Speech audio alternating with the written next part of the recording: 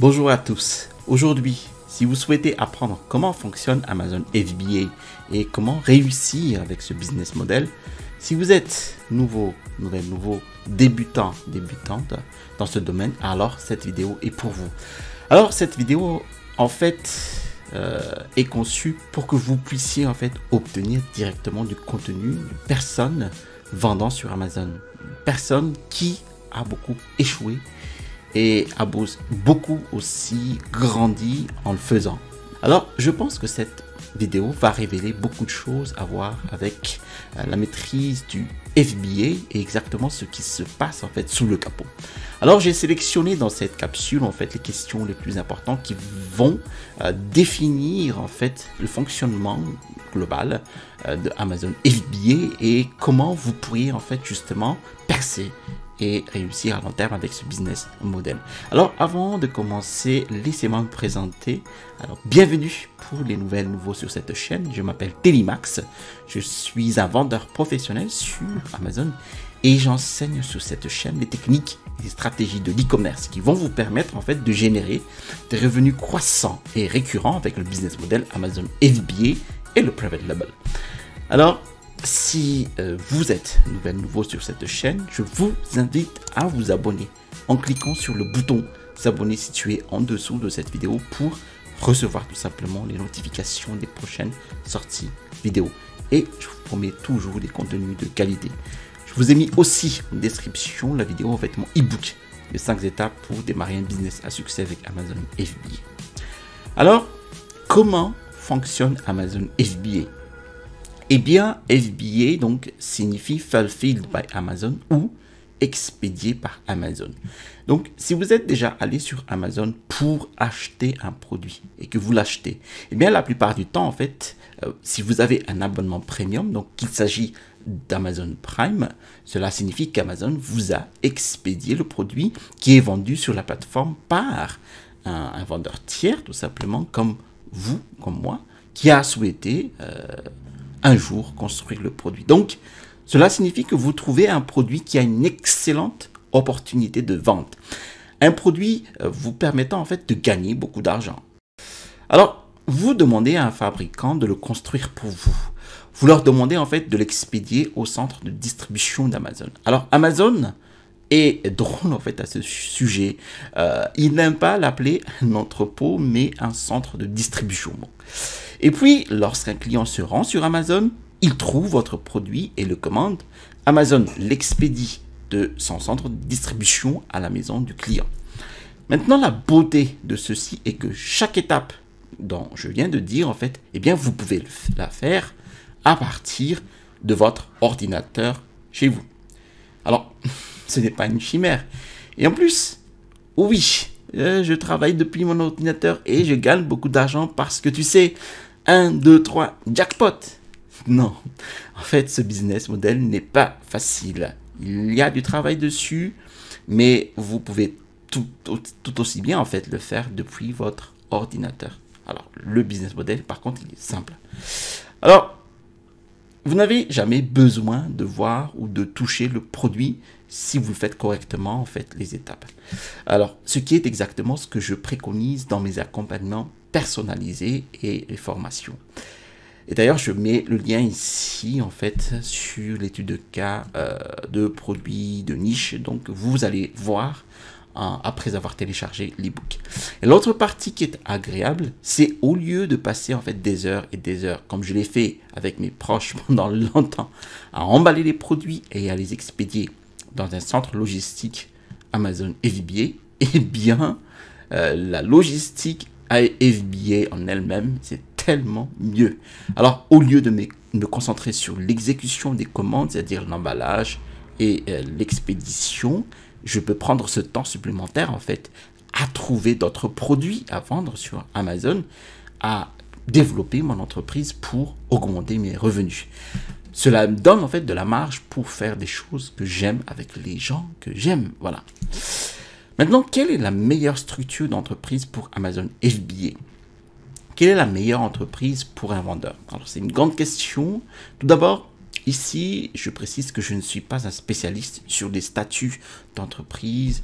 Je dis juste ici mon avis par rapport à mes expériences. Alors, maintenant, si vos fonds sont limités, si vous débutez, alors il n'y a rien de mal en fait à démarrer en tant que micro-entreprise, auto-entreprise d'ailleurs, si vous résidez en France ou sole proprietorship, donc entreprise individuelle, si vous êtes basé aux US, d'accord?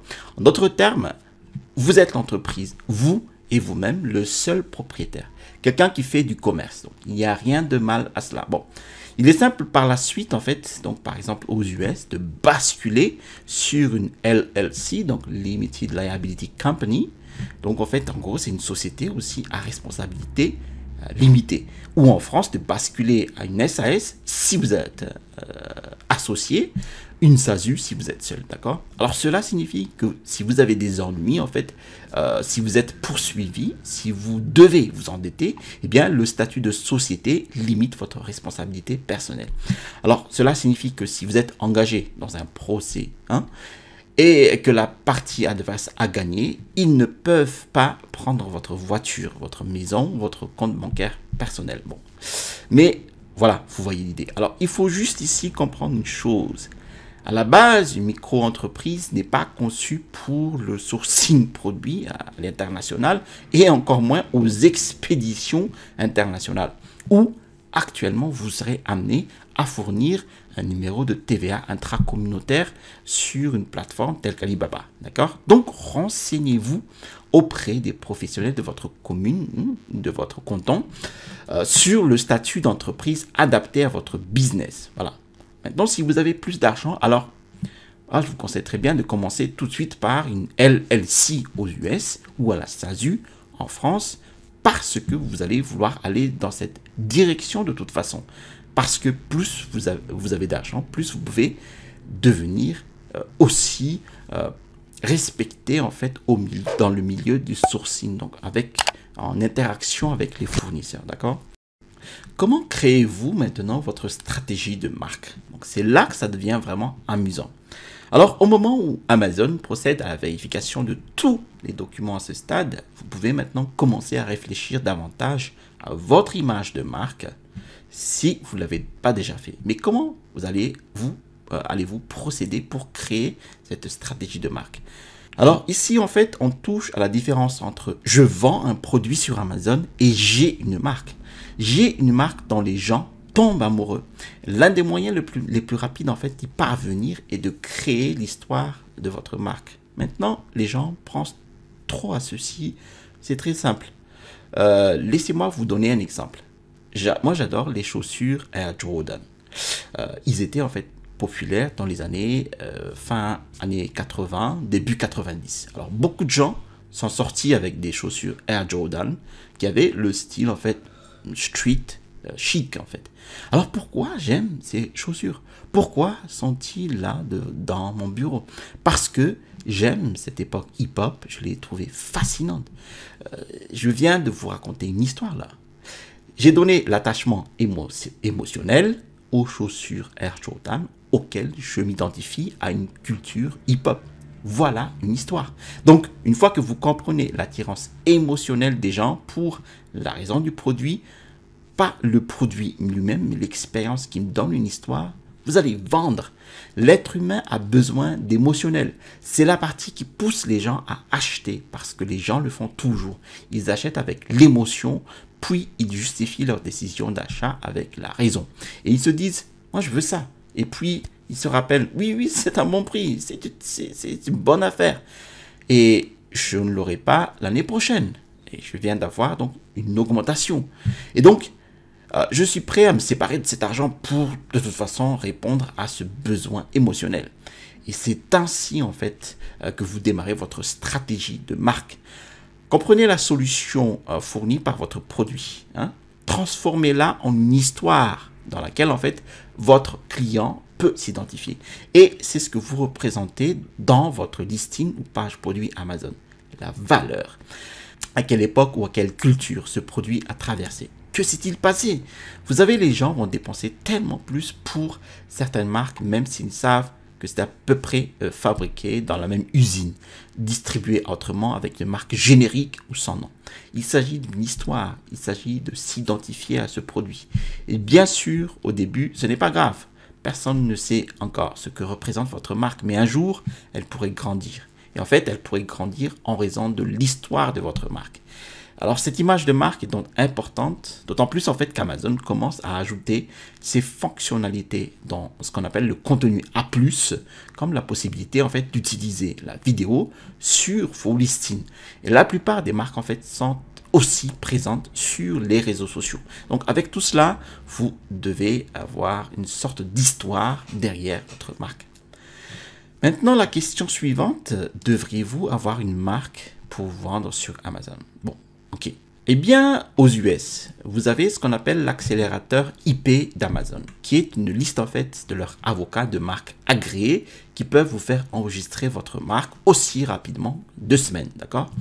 Mais il vous faudrait un petit budget pour ce faire. Sinon, vous faites un dépôt classique en fait auprès de l'USPTO, d'accord?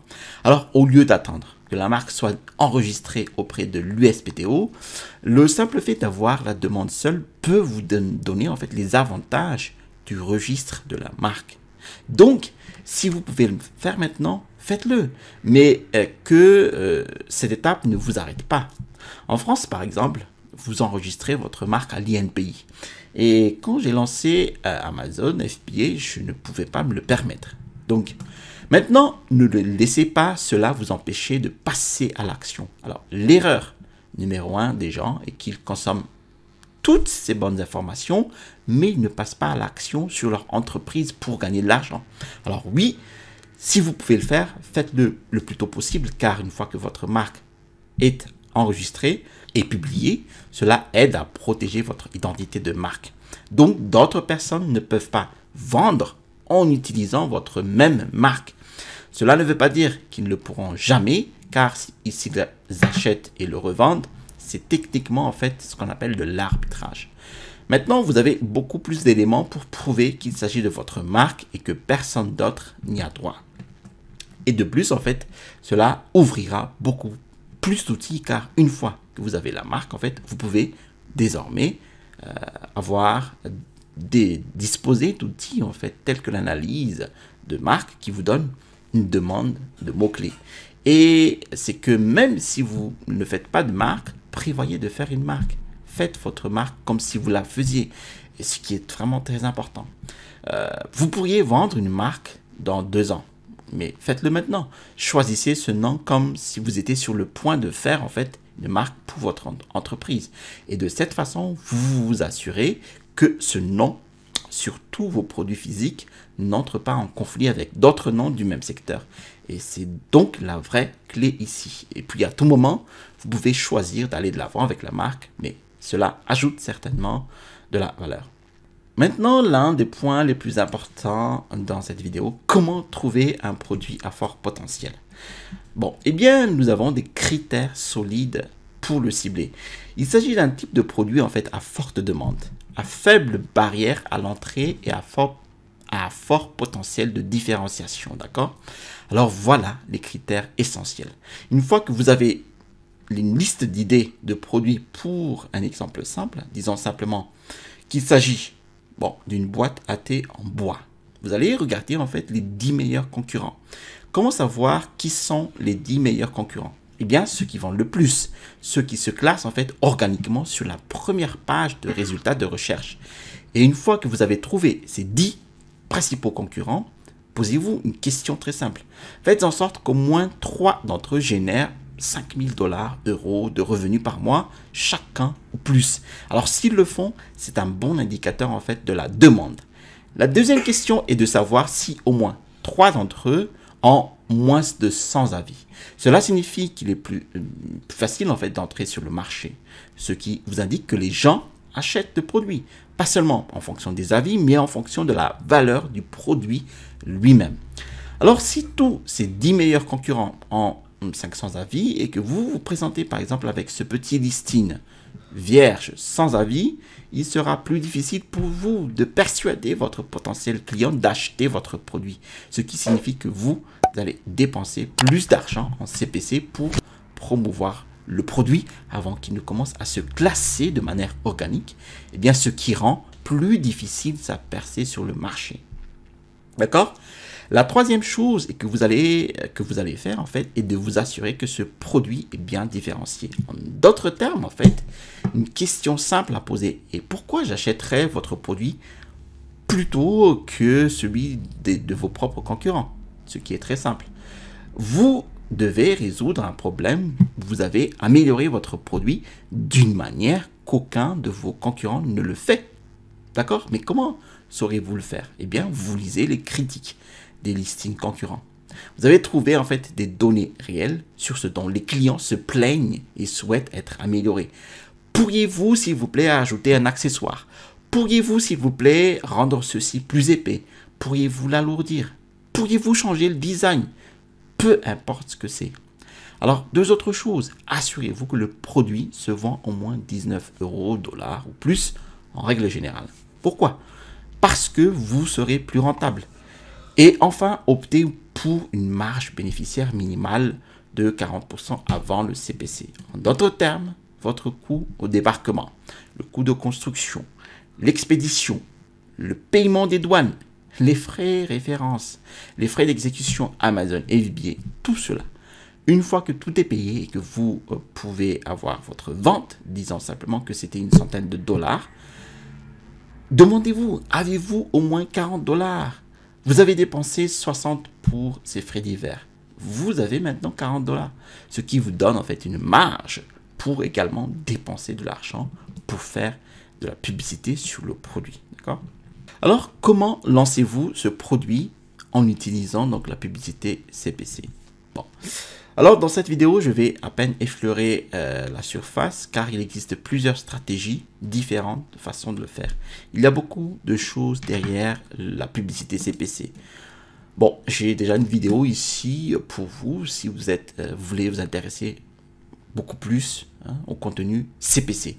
Alors, je dis juste que le terme CPC ici signifie coût par clic. En fait, il s'agit de la plateforme publicitaire intégrée d'Amazon qui vous permet de dépenser de l'argent, de payer pour que votre produit soit artificiellement promu sur la première ou la deuxième page de résultats de recherche lorsque quelqu'un en fait recherche un mot-clé pour votre produit. D'accord? C'est un mot-clé pertinent. Et la clé est que vous devez dépenser de l'argent en CPC pour que les gens puissent voir votre produit, tout simplement. Et le but est qu'une fois qu'ils commencent à le voir artificiellement et à l'acheter, eh bien, votre produit commence à se classer tout seul. Et puis, vous pouvez dépenser de moins en moins d'argent en CPC et c'est là que vous commencez à gagner de l'argent car vos bénéfices augmentent tandis que vos dépenses publicitaires diminuent. Et pour le configurer, en fait, vous aurez une option pour une campagne automatique dans votre compte Seller Central, d'accord? Vous allez aussi avoir une option pour une campagne manuelle. Et dans votre campagne manuelle, vous allez configurer votre listing avec des mots-clés très pertinents dans la campagne. Plus la correspondance, en fait, est bonne, plus votre listing va apparaître souvent lorsqu'un acheteur recherche l'un de ces mots-clés. Alors, pour les mots-clés en correspondance large, cela signifie qu'il n'est pas nécessaire que ce soit directement le mot-clé qui définit exactement le produit. Alors, prenez ces correspondances larges et assurez-vous qu'il s'agit de mots-clés à longue traîne, d'accord? Ceci vous permettra en fait d'avoir des données pour optimiser votre référencement et augmenter a fortiori vos ventes, d'accord? Maintenant, nous pourrions entrer dans la correspondance expression. Alors, nous pourrions entrer aussi dans la correspondance exacte. Vous diffusez ces annonces pour la visibilité, car vous n'avez pas encore de visibilité. Vous ne vous classez pas encore sur ces mots-clés, mais en l'exécutant de manière sponsorisée, de manière artificielle avec la publicité CPC, vous êtes en mesure d'augmenter ce classement organique, puis de revenir sur ses dépenses et de devenir rentable. Maintenant, question pour englober tout ce business. Pourquoi est-il si important de réinvestir dans votre entreprise? Je voudrais d'abord ici noter quelque chose. Si vous dépendez de ce travail pour payer vos factures, pour payer votre hypothèque, pour payer votre loyer, pour mettre de la nourriture sur la table, pour subvenir aux besoins de ceux qui dépendent de vous, alors soyez intelligent. Ne laissez pas l'émotion en fait vous submerger. Ne quittez pas de sitôt votre travail pour le business. Dans cette situation, la logique doit primer. Donc, soyez intelligent, planifiez-vous pour le succès, pas pour l'échec. Maintenant, ce que je veux dire par réinvestir dans votre entreprise, c'est que lorsque vous faites des bénéfices, plutôt réinvestissez-le dans l'entreprise. Vous n'en prenez rien. Mais, Deli, cette Ferrari, elle a l'air si belle. Non, ce n'est pas grave. Mais tu sais, je pourrais vraiment acheter quelque chose ou aller dîner quelques fois de plus cette semaine. Ne faites pas ça maintenant.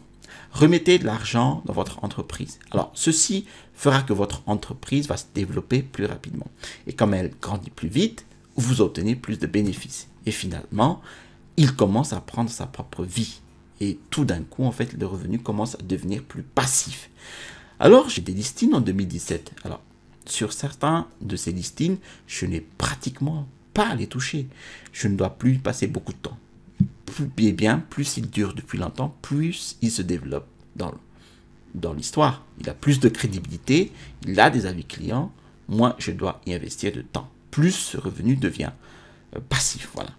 Et puis un jour, quand votre entreprise est forte pour voler de ses propres ailes, eh bien tout simplement, vous vous dites d'accord, je pourrais prendre 4 000 €, 4 000 $ de bénéfices par mois pour que mon entreprise puisse vivre et avoir encore plus d'argent à garder pour faire croître mon entreprise.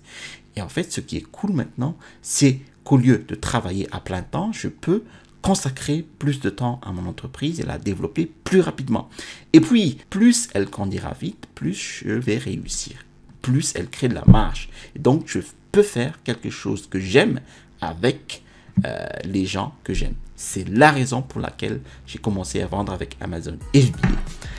Merci d'avoir suivi cette vidéo jusqu'à son terme. Si vous avez apprécié cette vidéo, alors cliquez sur le bouton j'aime.